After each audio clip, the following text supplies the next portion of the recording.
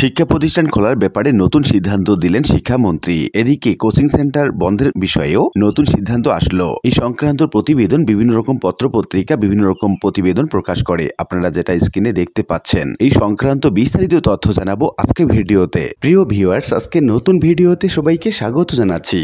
আপনি যদি আমার চ্যানেলে নতুন হয়ে থাকেন তাহলে এরকম গুরুত্বপূর্ণ ভিডিওর আপডেট পেতে চ্যানেলটি সাবস্ক্রাইব করে রাখুন। ভালো লাগলে লাইক কমেন্ট করুন আর সম্পূর্ণ ধারণা পেতে পুরো ভিডিওটি না টেনে দেখুন।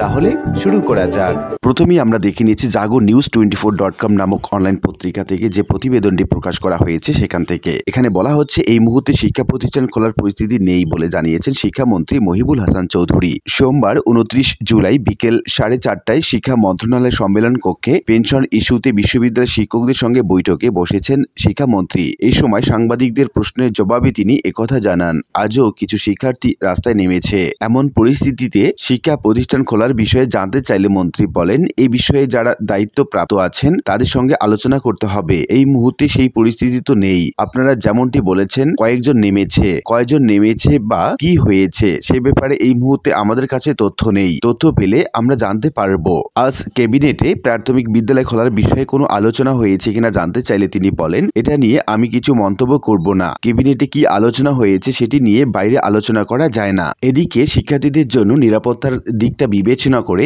কোচিং সেন্টার বন্ধের ব্যাপারে কঠোর কর্মসূচি নিয়েছে শিক্ষা মন্ত্রণালয়। এই সংক্রান্ত একটি প্রতিবেদন দৈনিক শিক্ষা.com প্রতিবেদক প্রকাশ করে। আপনারা যেটা স্ক্রিনে দেখতে পাচ্ছেন, এখানে বলা হয়েছে, সারা দেশে কোটা আন্দোলনকারীদের ঘোষিত কমপ্লিট শাটডাউন ঘিরে সহিংস পরিস্থিতিতে শিক্ষার্থীদের নিরাপত্তার স্বার্থে সব কোচিং সেন্টার বন্ধ থাকবে বলে ফের নির্দেশনা দেওয়া হয়েছে।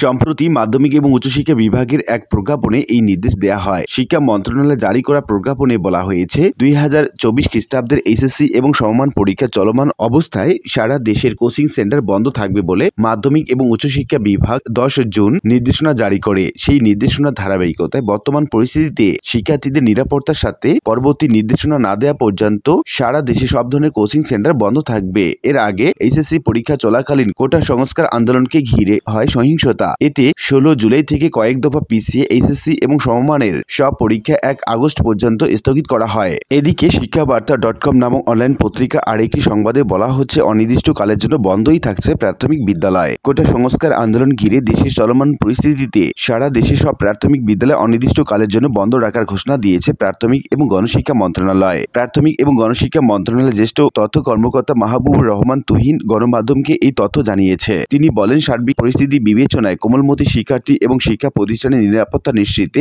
পরবর্তী নির্দেশ না দেওয়া পর্যন্ত দেশের সব প্রাথমিক বিদ্যালয় বন্ধ রাখার সিদ্ধান্ত গ্রহণ করা হয়েছে। এর আগে কোটা সংস্কার আন্দোলনকে ঘিরে সহিংসতার ঘটনায় দেশের 8টি সিটি কর্পোরেশন এলাকার প্রাথমিক বিদ্যালয়ে ক্লাস বন্ধ ঘোষণা করা হয়। তবে সারা দেশের জেলা এবং উপজেলা পর্যায়ের প্রাথমিক বিদ্যালয় চালু ছিল। এছাড়া গত 21, 22, 23 জুলাই ঘোষিত সাধারণ ছুটিতে প্রাথমিক বিদ্যালয় বন্ধ ছিল। বুধবার 24 জুলাই সাধারণ ছুটি শেষে অফিস আদালত খুলে দেয়ায় প্রাথমিক বিদ্যালয় বন্ধ থাকবে কিনা তা নিয়ে জানতে উদ্গ্রীব ছিলেন শিক্ষক, শিক্ষার্থী এবং অভিভাবকরা। উল্লিখিত সকল আলোচনা থেকে আমরা এটুকু বলতে পারি যে শিক্ষার্থীদের নিরাপত্তার বিষয়টি বিবেচনা করে অনির্দিষ্টকালের জন্য বন্ধই থাকছে শিক্ষা প্রতিষ্ঠানসমূহ। আশা করি বিষয়টি বুঝতে পেরেছেন।